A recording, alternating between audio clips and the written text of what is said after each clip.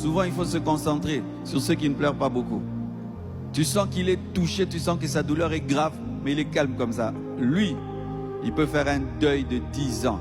Mais ceux-là qui se jettent par terre, qui pleurent, qui crient, pourquoi? Souvent, eux, après, se relèvent et continuent. Mais ceux qui restent calmes là, et j'ai vu certains rester très très calmes jusqu'aujourd'hui quand je les vois, tu sens que c'est comme si c'est hier que l'événement avait eu lieu.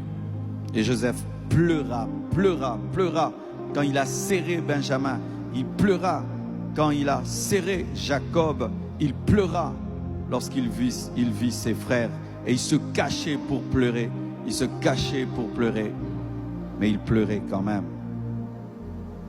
Les pleurs de Joseph révèlent que la douleur ne l'avait pas endurci. Certaines personnes, lorsqu'elles sont blessées, ne pleurent pas. Mais ce n'est pas que le manque de pleurs chez elles est un signe de guérison. Non, d'ailleurs c'est un signe qu'elles sont toujours blessées, qu'elles ont perdu leur humanité et leur sensibilité.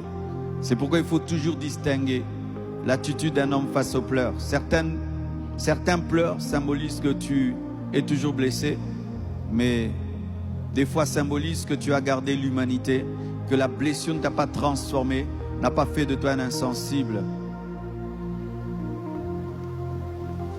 J'ai connu une blessure dans ma vie. Quelqu'un m'avait fait très mal. Et je pleurais toujours pour de tels problèmes. Chaque fois que quelqu'un me faisait ce genre de mal, je pleurais pour ça. Et une fois une personne m'a fait ça, j'ai dit, je ne pleurerai plus jamais pour ça. Ça paraissait être une bonne décision, mais j'avais remarqué que ça m'avait rendu insensible. Quelqu'un pouvait faire ça, ben, je ne suis pas là. Et puis Dieu m'a dit, non, ce n'est pas mon cœur. Jésus, fils de Dieu, pleura devant la mort de Lazare, alors qu'il savait qu'il allait ressusciter Lazare. Alléluia.